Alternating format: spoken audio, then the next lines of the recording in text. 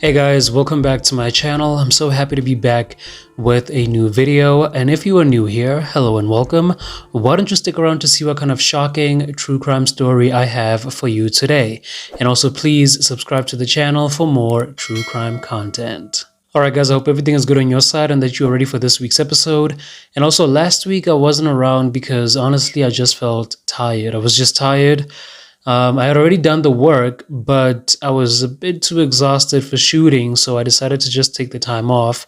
But I am back, and I've got another case for you guys, another shocking case for you guys. And in this case, there will be talks of murder and also graphic descriptions of a crime scene, so viewer discretion is advised. But sit back, relax, and let me tell you all about the story of Jayde Inggs. Jayde Inggs was born on November 22nd in 1985, and she was the first daughter of her parents, Michelle and Derek Inggs. And according to Michelle, despite the usual naughty side that any toddler would have at that age, Jayde was also a very good child growing up, and they were just one happy family. And then a few years later, they welcomed in their second daughter, and Jayde became a big sister when her sister Toni was born. And according to Toni, she and her sister were very close and they loved playing together. And also, even though they also clashed heads from time to time like all siblings do, Toni never failed to mention how much she looked up to Jayde as her bigger sister. She described Jayde as a beautiful and kind sister. Jayde was the kind of person who also had a passion for animals. She was a big-time animal lover, and oftentimes she would volunteer for animal welfare campaigns, and she would also be very vocal about this all over her social media, and a lot of people knew her for this passion of hers of animals. Jayde ended up wanting to be a teacher, and that's exactly what she went to university for. And during her time at university, she ended up meeting a man that she would also end up being married to, and this was a young man by the name of Christopher Peniotto. When they met, Chris presented himself as a very charming and handsome young man who came from a very well-known family, a Greek family from the Port Elizabeth community, and they were well known due to his father's vast businesses and also his influences in the business industry. Chris's father, Castor Peniotto, originally came from Greece, and then when he was just 15 years old, he and his family decided to move to South Africa, and he lived here until he met his wife, Christopher's mother, Fanula Peniotto, and they chose to settle down and start their own family in the Eastern Cape province here in South Africa. So they had Christopher, and then after Christopher, they had their two daughters. A close friend of Jayde's and also a colleague by the name of Cherise said she remembered that during the beginning of Jayde and Christopher's relationship in university, people were always telling Jayde how lucky she was to be dating someone like Christopher. Apparently, Chris was the kind of guy who was always very welcoming and also very helpful. He always made a plan when someone came to him for help. They both ended up graduating. And then when Jayde finally started her career as a teacher, her colleague said this is when she started to truly blossom as a person. They remember her as someone who always worked hard. And not only was she a very hardworking teacher, she was also a very good hockey coach. And a lot of kids always wanted to be around Jayde, and a lot of this can be seen in the pictures that were taken of Jayde and the kids. It seemed like they just enjoyed being her students, and because of that, they always gravitated towards her. Now that should tell you a lot about her personality, because these kids just always wanted to be in her space. Christopher, on the other hand, seemed to have followed in his father's footsteps because he ended up being involved in the business industry as well. He ended up opening up his own nightclub called Infinity, and he also co-owned a supermarket with his father, Castor Peniotto. Chris's relationship with Jayde received a lot of support from both their families.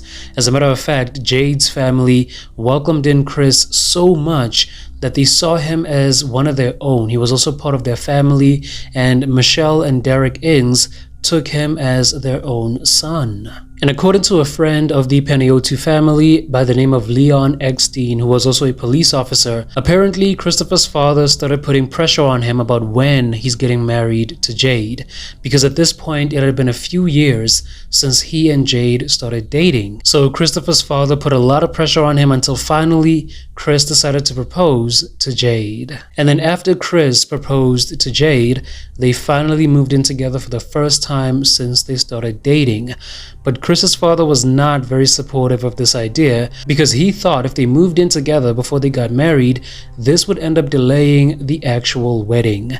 So he really wasn't happy about them moving in together. Then it turned out that Costa Panayotu actually found out that his son Christopher was actually cheating on Jayde before they got engaged with an employee of his by the name of Chanel Coots from the supermarket that they co-owned. So it was theorized that Chris's father put so much pressure on him to propose to Jayde because he thought that if they got married, this would finally put an end to his secret relationship with Chanel Coots.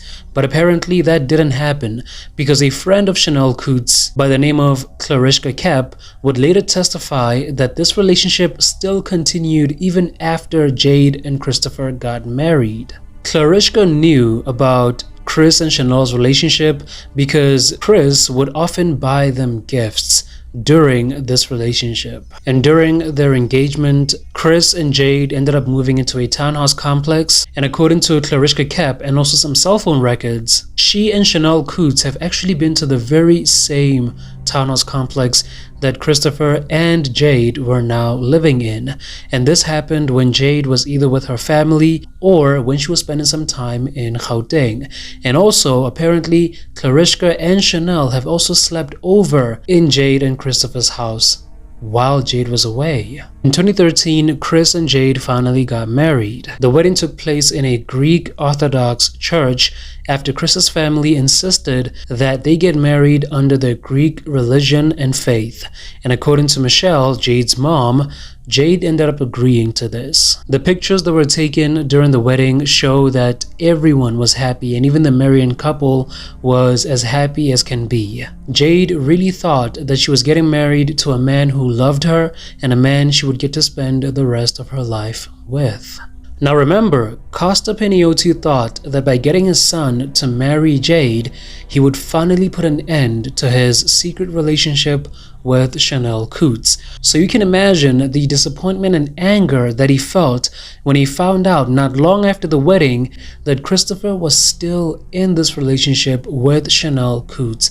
Basically, he was still cheating on his now wife. And according to the Panayotu family friend Leon Eckstein, Chris's dad gave him the task of investigating Chris and Chanel's relationship, and this was back when he was still suspecting that something was going on between Chris and Chanel, because whenever he would ask Chris if anything was going on between him and Chanel, Chris would just deny it and say that nothing was happening between them.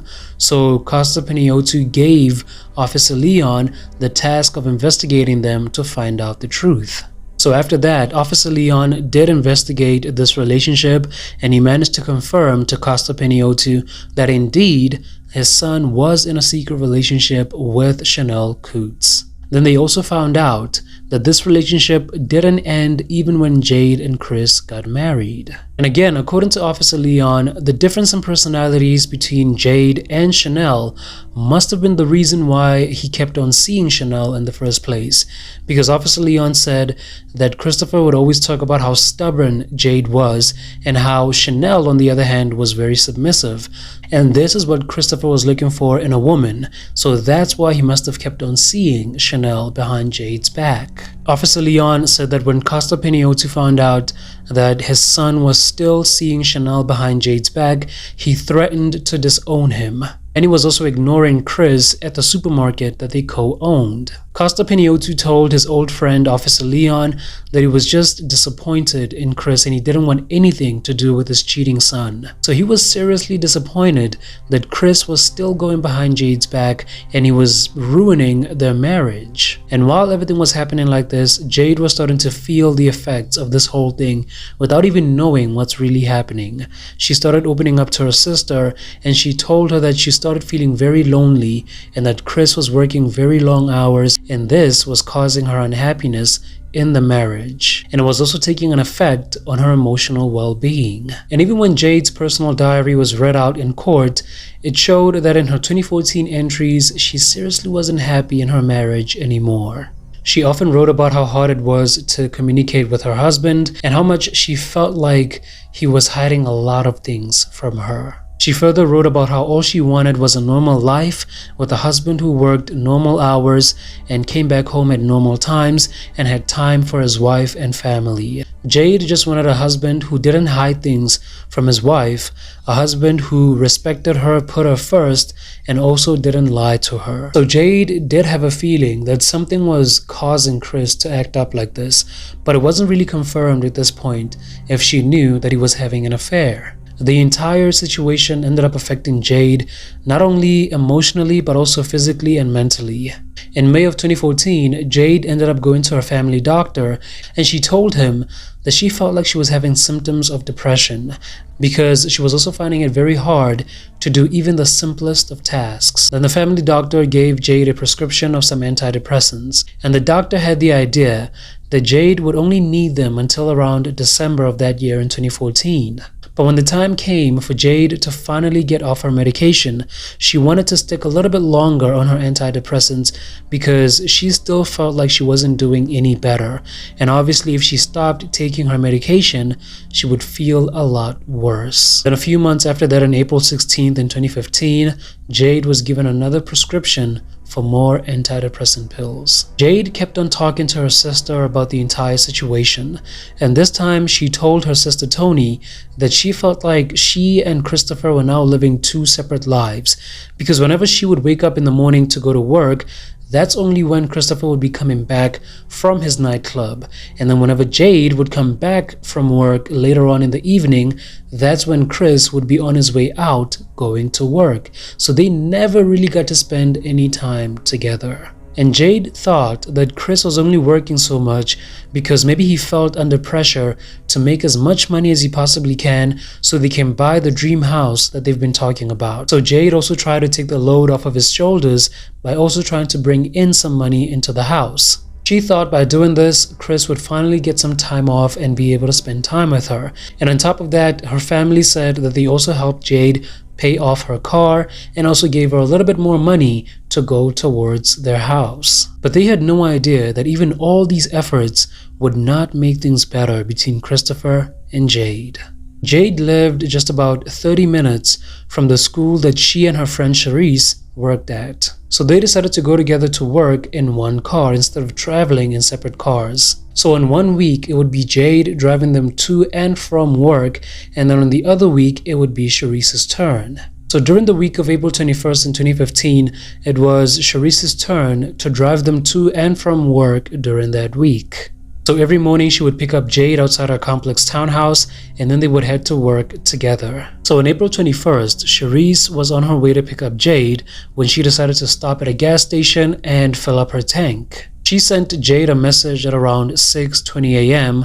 to tell her that she stopped at a gas station to get some fuel. And she also told Jayde that since it was raining a little bit that day, she didn't have to wait for her outside her complex like she always did. She can just wait inside her house, and then Charisse would tell her when she's finally there. But Jayde told her that it didn't bother her, it's okay, and she would find her waiting outside like she always did. Then about 5 minutes later, Charisse sent Jayde another message telling her that she was on her way, she was done filling up her tank.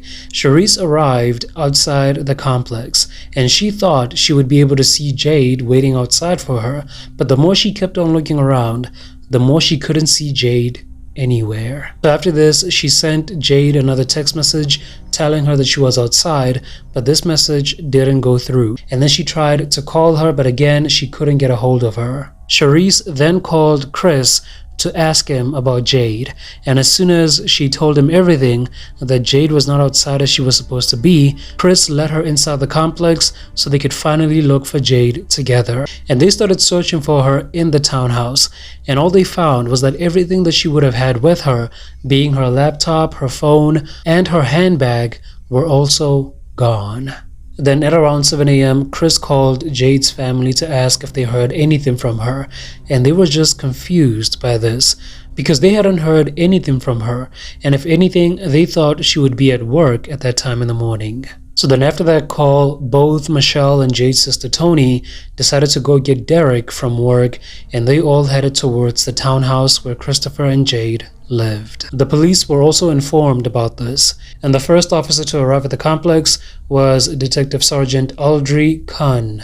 And when the detective arrived at the complex, he found that the family, as well as Chris and Charisse, were trying to search the entire complex for any sign of Jayde. They were also very worried about her.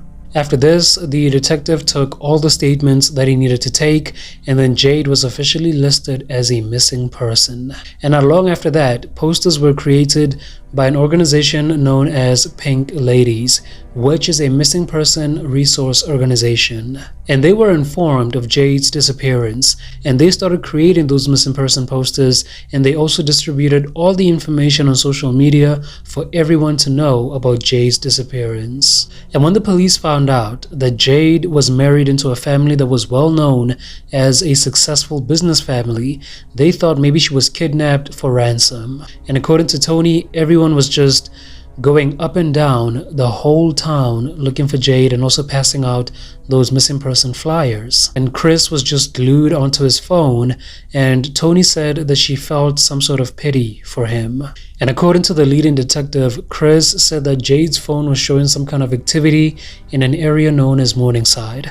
And when he and the detective went to that area, they didn't find any sign of Jayde. But then at the end of that day, they also found information that Jayde's bank card was being used at an ATM. And when the ATM footage was finally analyzed, it could be seen that whoever was using that bank card was not Jayde. On the day of her disappearance, about $3,500 was taken out of Jayde's bank account. Then at around 7:25 a.m. on that morning of April 21st in 2015, another attempt was made to take out another $3,000, but this time the attempt was unsuccessful. And then this person who was using Jayde's bank card tried again to withdraw a smaller amount of money, thinking that this would work. And then this person also tried to go to other ATMs as well to take out even more money. And all activity on Jayde's bank card stopped at around 12:55 p.m. on that day of April 21st in 2015. They also discovered that all these withdrawals were made at ATMs in an informal settlement or a township known as Kwanobuhle. Now this definitely told the investigators that someone was involved in Jayde's disappearance. Investigators also got some information from a woman who lived near the township of Kwanobuhle by the name of Rachel, and this woman said that she heard gunshots at around 7 in the morning near her house. And she also heard a car stopping at an intersection of two crossroads, and even though she didn't see the car itself, she heard it speeding off in the direction of the township of Kwanobuhle. And this happened after she heard those gunshots. And so when Rachel got news of Jayde's disappearance, she ended up telling a friend of hers who also worked as a police officer about the gunshots that she heard that morning.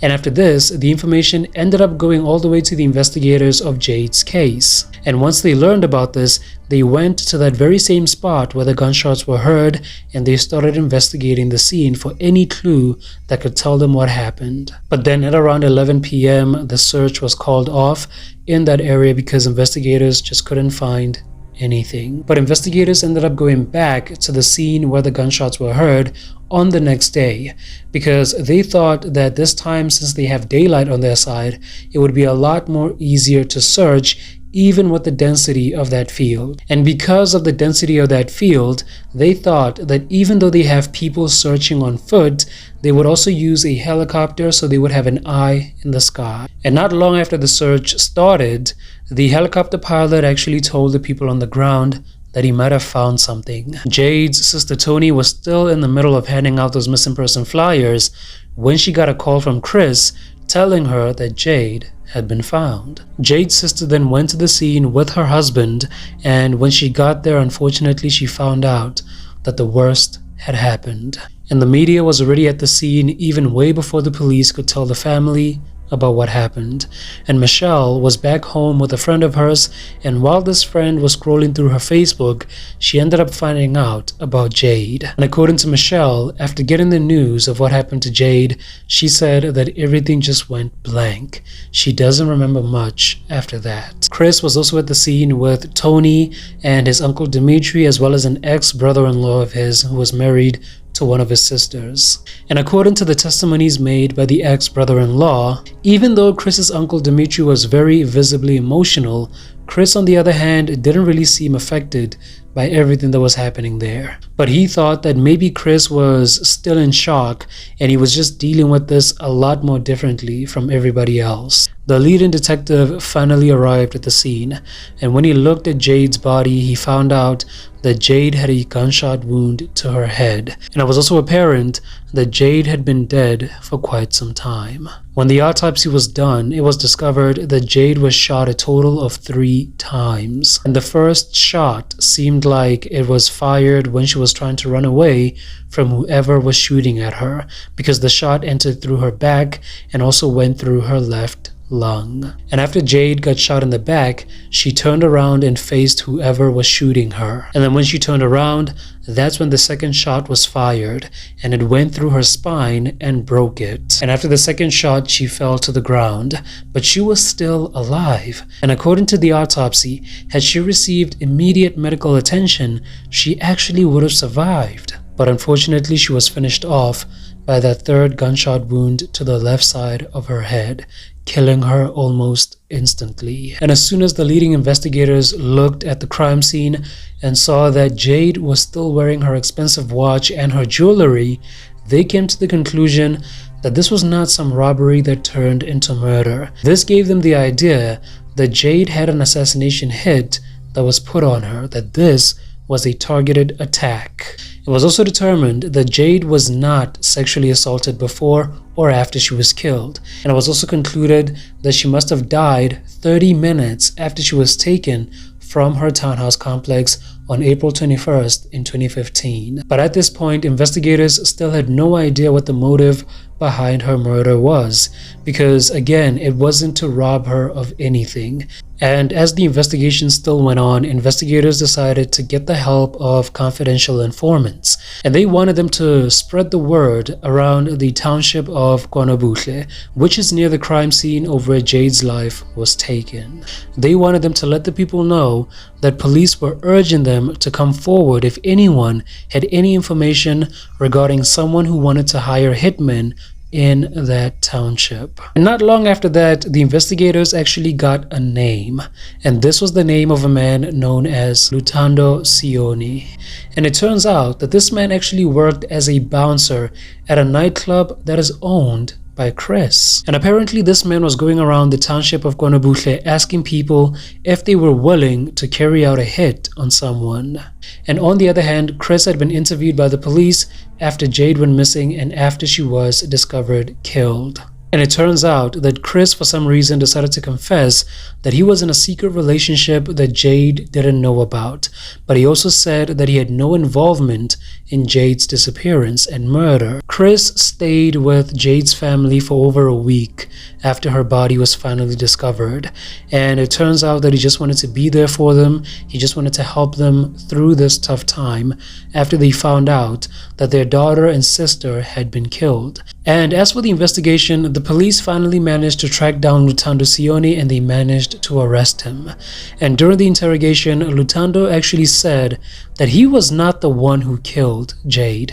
And as a matter of fact, he was only a middleman between Christopher and a man who was hired to be the one to kill Jayde. But investigators responded by telling him that they didn't believe him and that they believed that he was only trying to frame his boss so that he can get a less punishment for something that he actually did on his own. But after they told him about the skepticism of his statement, he offered to prove to them that he was actually telling the truth, and he wanted to do this by calling Chris and getting him to admit to everything on the phone. So investigators decided to give him the chance to do it. Then on April 28th in 2015, Chris was getting ready for Jayde's memorial service, and as he was doing that, he got a call from Lutando Sioni, and Lutando told him that he needed to talk to him. But Chris, as soon as he picked up the phone, he told Lutando that he couldn't talk at that moment, and as a matter of fact, Lutando shouldn't call him until he reaches out to him. A lot of people attended Jayde's memorial service, and it was heartbreaking to say the least, because a lot of these people just couldn't believe that anything like this could happen to someone like Jayde. Then on the next day of April 29th in 2015, Chris finally got in contact with his bouncer Lutando, and Lutando told him that he wanted to leave town until the heat of the entire situation dies down, but he needed money to do that. And so Chris agreed to meet up with him at a gas station, not knowing that this was actually a setup, because the police had actually implanted a video camera, a hidden video camera inside of Lutando's car so they could listen in on their entire conversation. And it was very clear in the recording that Chris was ordering Lutando not to call him and not even to message him ever again. He was also heard saying that this whole thing of him meeting with Lutando like this was risky because the police were also investigating him and they were also tracking him through his phone. So if they knew that Chris was meeting up with someone talking about Jayde's case, then they would get suspicious of him. But perhaps the most chilling thing that Chris said in the entire recording was when he talked to Lutando about how he thought that the hitmen would kill Jayde outside their townhouse and make it look like a robbery, but they didn't do that. Instead, they kidnapped her and they didn't even rob her of anything. They didn't take her laptop, her phone, her expensive watch. They didn't take anything of value to show that this was actually a robbery, and Chris was not happy about that. So now it was pretty obvious that Chris had something to do with the murder of his own wife. And when Jayde's family finally got to see the footage of Chris talking about Jayde like this, they just couldn't believe what they were seeing. They always saw Chris as part of their family, as a son of their own, so you can just imagine how betrayed they felt when they heard that Chris could have had something to do with the murder of their daughter and sister. And soon after that, the investigators started to believe that Chris was the actual mastermind behind this whole thing. And with that being said, they believed they had enough reason to get him arrested as well. So after this whole thing happened, after the whole video recording and everything, Christopher Peniotu was arrested on suspicion of the murder of his own wife. However, Chris kept on claiming to his family that he had nothing to do, absolutely nothing to do with Jayde's murder. And his family was just dumbfounded by this. They had no idea what to say to him. They had no idea how to react because they did not see this coming. They also loved Jayde. Remember, from the very beginning of their relationship, when they met in university, they were very supportive of their relationship, and his father even wanted them to get married. So they just felt as heartbroken as the Inggs family felt. And when Lutando Sioni was arrested as well, he gave investigators the name of the man who was hired by Chris to be the actual hitman. And it was also discovered that he met with a few other men, and one of those men was named Trumpy. Now, Trumpy is going to be very important as the case goes on, so do keep that in mind. But now Lutando Sioni had not only given the name of the man who was hired to be the hitman, he was also going to give out information on a few other men who were involved in this. Now the investigators found out that a man by the name of Sizwe Vumazonke was the actual hitman of Jayde's murder. And investigators also used cell phone records as a very important part of this case. Cell phone records showed that Chris was mainly in contact with his bouncer Lutando, and then once everything had been set, then Lutando would be in communication with the hitman Sizwe Vumazonke, and then Sizwe would then contact the other few men who were involved in this so they can form their own hit squad to carry out this mission. Investigators found out from Lutando Sioni that once Jayde had been killed, Sizwe Vumazonke actually ran away and went to Cape Town.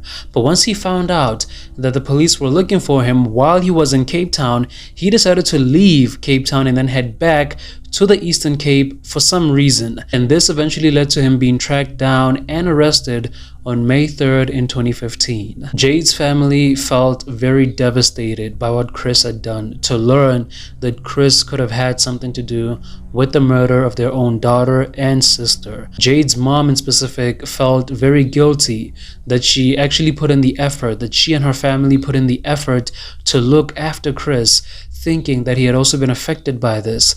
And then Jayde's sister Toni felt like if only she had seen the signs early enough from her sister's unhappiness, she would have noticed that something terribly wrong was about to happen. So the family just felt very devastated to know that someone they thought had loved their daughter and sister would actually do something like this. A lot of people in the community showed support for the Inggs family. They wore t-shirts that said "Justice for Jayde," and they also put on bumper stickers on their cars to show support for Jayde and her family. But now, even though investigators had the video recording to prove that Chris was involved in this, they still had the task of proving that the other men hired by him and Lutando Sioni were also involved in this crime. So in order to do this, Lutando Sioni was offered a deal by the state, and the deal was that he would get full immunity from prosecution if he testified on behalf of the state, and this was on condition that he would also give a truthful testimony and not change his story.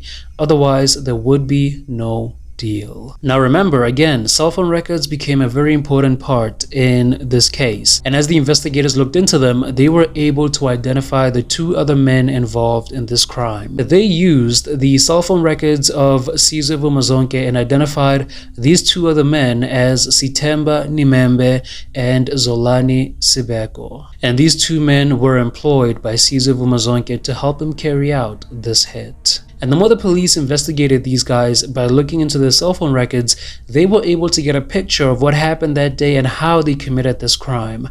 And it goes like this. Sizwe Vumazonke went to a car rental shop known as Zem's Car Hire. And when he got there, he approached the employee of the shop, a woman by the name of Zulfa Saknara. And when he got there, he told Zulfa that he wanted to hire a car, and he hired a Toyota to be specific. And this was on March 9th in 2015, so a few weeks before Jayde was murdered. And so after Sizwe gave Zulfa all the proper documentation as well as money amounting to 3,500 Rand in cash, he got the car. The police decided to go and have a chat with Zulfa about the car that Sizwe had hired. And at this point, the Toyota had been returned to the rental car shop. And Zulfa told the police that fortunately, the car actually had a tracking system installed inside of it. And of course, this told the investigators that they could be able to track down where Sizwe had been going with this car. The police took the car and decided to go give it to their forensic officers so they can analyze it properly for any forensic evidence they might find inside of it. And even though they found out that once the car had been returned, it got cleaned up, they managed to find some blood in the trunk of the car. But it couldn't be confirmed if this was Jayde's blood. But if you really think about it, there is a high possibility that it was. Now remember, Sizwe rented the car on March 9th in 2015, and Jayde was murdered on April 21st in 2015. So basically he had the car a month and a half before Jayde was murdered.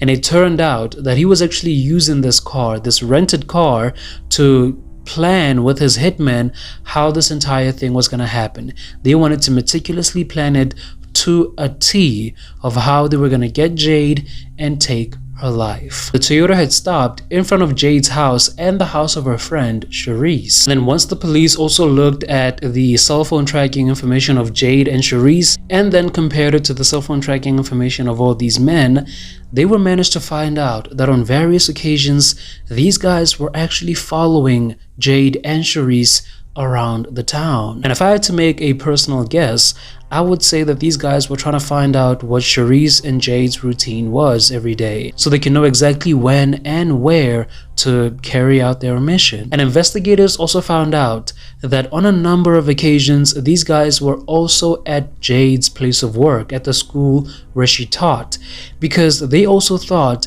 that this could have been a place for them to end her life. So basically they wanted to kill her at a school in front of children. Like, that's how messed up these guys were. Then in the early hours of April 21st in 2015, the day of Jayde's kidnapping, the rented Toyota was seen stationary outside of Jayde's complex, and then it was also seen stationary outside of Sharice's home as well. Then after that, the car was seen circling around the townhouse complex a few times before at around 6:25 a.m. it was seen speeding towards the entrance of the complex. Then it was seen stationary again for a few minutes before speeding off and heading into the direction of the remote area near the informal settlement of Kwanabouhle, where Jayde's body would eventually be found. But even though now investigators had proof of the car's whereabouts during that time, they still had to prove that Sizwe Vumazonke and the other men were in that car after Jayde was kidnapped.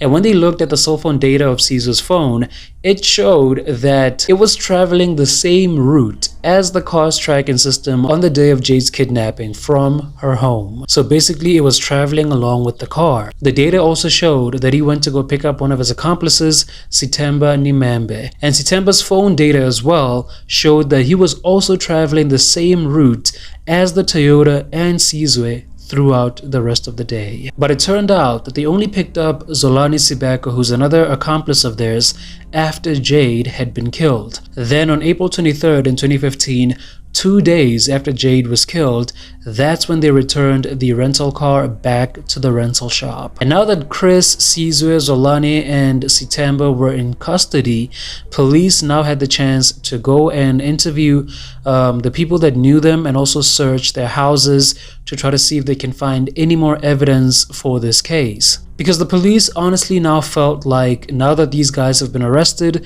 the real investigation can begin. And since Chris's bouncer, Lutando Sioni, was now going to be turning into a state witness and he now had immunity, he was put in protective custody for the remainder of this investigation, while Christopher, Sizwe, Zolani, and Sitemba were still in police custody, and they were all denied bail. And it was even stated that Christopher was actually a very high flight risk, because not only was his family well financially off, he also had connections overseas, so he could try to escape at any point, which means he had to be denied bail. So while the police were interviewing the family members of these guys, they came across a woman by the name of Zoleka, who was actually related to Sizwe Vumazonke. Zoleka told the police that on the week of April 21st in 2015, Sizwe Vumazonke, her nephew, came home that day and something wasn't looking right with him. Something was a bit off. And as a matter of fact, Sizwe looked like he was sick or something. And so he spent some time at her house, and then Zoleka said that one day when she wanted to go outside, she came across a very big bag next to the door. And when Zoleka asked Sizwe about the bag, Sizwe told him that the bag was his, and then after that he took the bag and that's when he left. Then on September 7th in 2015, Sizwe Vumazonke was taken to the hospital when he was found unresponsive in his cell. And when his cellmate was questioned about what happened to him, he told the police that Sizwe had been complaining about abdominal pains. And unfortunately, Sizwe would later on die in that hospital before he could answer for his crimes against Jayde Inggs. And there was a theory that Sizwe might have been poisoned to silence him from talking about what happened, but this was never proved to be true. Then in October of 2016, the trial of Christopher Peniotu, Zolani Sibeko, and Sitemba Nimembe officially started. And they were all facing charges of murder, kidnapping, conspiracy to commit murder, robbery with aggravating circumstances, and also illegal possession of a firearm and ammunition. They all pleaded not guilty to all these charges, and then when it came to Christopher's side of things, the charge of defeating the ends of justice was added on his charges as well. And as soon as the defense argued their case, they argued that the footage that was used to record Christopher when he was talking to Lutando in his car should not be admissible in the trial because it was a moment of entrapment, which means the footage was taken without Chris's knowledge, because had he known, he would not have implicated himself by talking about the murder of his wife. But since Chris wasn't forced or lied to in order to say what he said in Lutando's car that day, the judge decided that the footage was indeed admissible in the trial, and so again it became a very important piece of evidence. And then came the time for Lutando Sioni to testify against Christopher and all these other guys as per his deal for immunity. But for some reason, as soon as he got on the stand, he decided to change his entire story. He now said that he was assaulted and forced by the police to say what he said in his statement. And he also said he was forced and assaulted by the investigators again to help them get the footage of Chris implicating himself on Jayde's murder. He also started saying that he had no idea what was happening, and he had no idea that Jayde would be killed. And he also refused that he had any contact with Cesar Vumazonke or any of the other men regarding the kidnapping and murder of Jayde Inggs. And when the prosecution talked about the cell phone records that showed contact between Sizwe and Lutando, Lutando said that he only contacted Sizwe because he owed him money for some weights that he bought from him, and that was the reason behind their communication. Lutando Sioni also ended up saying that if Chris had anything to do with the death of his wife, he had no idea. And also if Cesar Vumazonke was the one who killed Jayde, he also had no idea. Now remember, Lutando was given immunity on the condition that he gives a truthful testimony and also doesn't change his statement against Christopher and the other men in court. But now that he violated that deal, the prosecution filed a motion to declare him as a hostile witness and have his immunity removed. And Lutando's girlfriend as well, by the name of Babalwa, changed her statement when she got on the stand.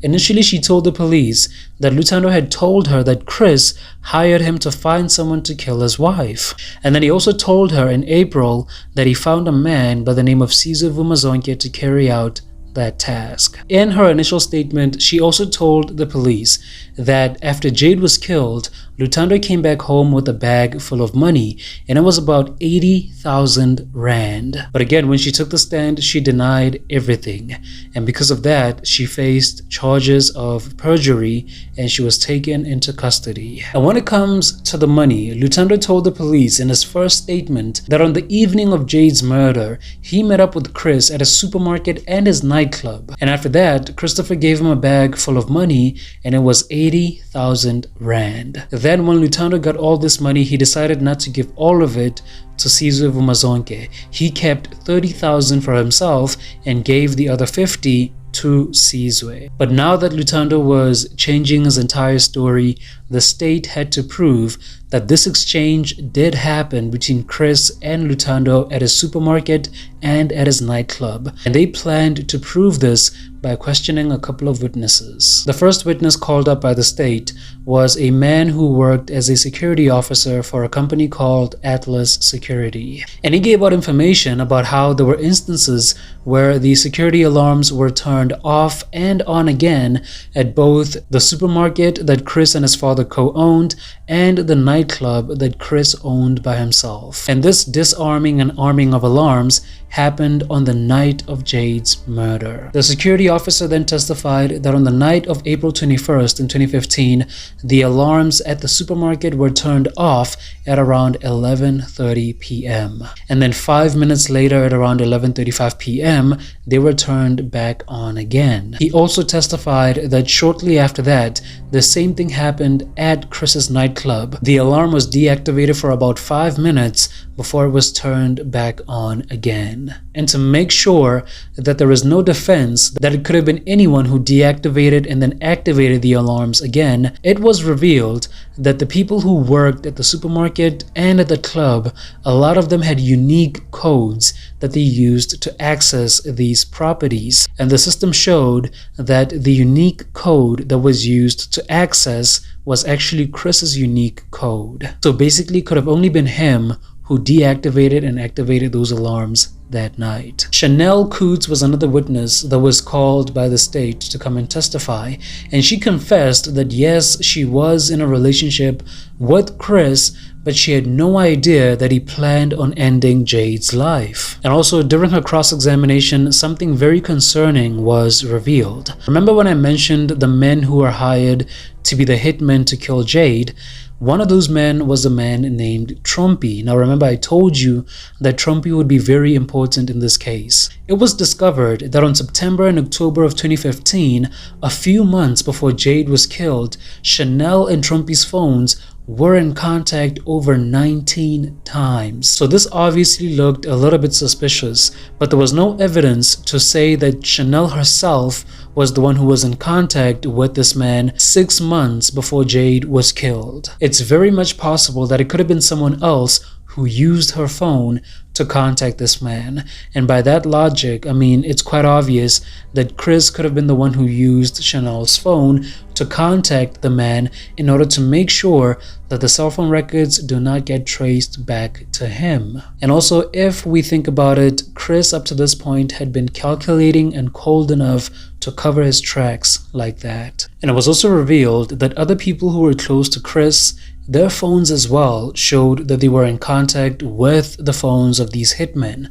So obviously Chris was using the phones of the people that were close to him to make sure that none of these get traced back to him. It was theorized that there were two motives behind this crime, and the first one was Chris wanted to continue being with Chanel Coots, and since he was financially committed to their relationship, it was becoming a lot more difficult for him financially to live two lives, the life with Jayde and the life with Chanel. And the second motive was that Chris didn't want to be financially excluded from his father since he needed his money for his businesses. And my guess is that Chris knew that if he left Jayde for Chanel, something that his father would not have been happy about, he would have been financially cut off from his father's money. Because if you remember correctly, I did mention earlier that Chris's father was talking to his friend, Officer Leon, and he told Officer Leon that he wanted nothing to do with his cheating son. So it's kind of hard to believe that he would have still financially supported his son if Chris had left Jayde for a woman he was cheating on her with. So with that in mind, Chris might have decided that the only way to get Jayde out of the picture was to permanently get her out of the picture. The trial finally ended in 2017 when the mountain of evidence was just too much against Chris for his defense team to do anything about it. And the judge simply commented by saying that to Chris, Jayde's life was just nothing more than a business transaction, which goes to show how little he cared about her. And Christopher Penioti was found guilty of murder, but he wasn't found guilty of all the other charges that were laid against him. Sitemba Nimembe was also found guilty of murder, and he was also found guilty of robbery with aggravating circumstances, but he was not found guilty of the other remaining charges. And Zolani Sibeko, on the other hand, was only found guilty of the charge of conspiracy to commit murder, but he was not found guilty on all the other charges. Jayde's sister, Tony, read out a victim impact statement, and this happened before the sentencing could take place. Of course, Chris had no reaction to this. He was completely emotionless and faced down the entire time. Even when Tony confronted him and told him to look at her, he never did. And no matter how sad and broken Tony sounded, Christopher and the other men were just emotionless. They did not react at all. And this goes to show just how evil and vile these men were, to just take away a life of someone who meant something to other people, and they just took her life like it was nothing. Christopher Penioti was sentenced to spend the rest of his life in prison, and Sitemba Nimembe was also given a life sentence for actively taking part in the murder of Jayde Inggs. And Zolani Sibeko was sentenced to 15 years for his involvement in the crime. And you might be wondering what happened to Lutando Sioni, because remember, when he came to testify, he changed his entire story and his immunity was taken off the table, meaning that he also had to be prosecuted. Well, it turned out that he actually ran away and he was on the run for 6 months before he ended up being caught again. And then in 2021, Lutando's trial officially started, and his trial actually got Chris to return back to court. And this time Chris was shown the photos of Jayde's body after she was discovered, and once he saw the kind of torture and pain that she went through, he ended up admitting that he did arrange the murder of his own wife. And then after that, he wanted to apologize to Jayde's family. But whether or not that apology was sincere, only Chris knows that for a fact. Chris claimed that he was under a lot of pressure from everything that was happening in his life. From his relationship with Chanel, his marriage to Jayde, and also his demanding businesses, he just felt a lot of pressure, and all of this somehow drove him to do what he did. But of course, Jayde's family called him out on his BS, and they didn't believe anything that he said. But yeah guys, that was the case and story of Jayde Inggs. And I cannot even begin to imagine how devastated her family must have felt. And I cannot even begin to imagine how betrayed they also felt, to know that someone they trusted with their daughter and sister's life, turned around and betrayed them like this. But more importantly, I cannot even begin to imagine how Jayde felt in her last moments of life, because all she ever wanted was to love and to be loved by a man that she wanted to spend the rest of her life with. But all she got in return was nothing but a monster who ended up taking her life. But I do hope that Jayde is resting in peace wherever she is, and that she's in a better place, and that her family will one day find healing and be able to move on from this. And that is all that I have for you guys on this case. Please do let me know what you think about it in the comments. And also, if you enjoyed watching, please do me a favor and leave the video a thumbs up by pressing the like button, because that would seriously go a long way for me. And also, thank you guys for hanging out with me today.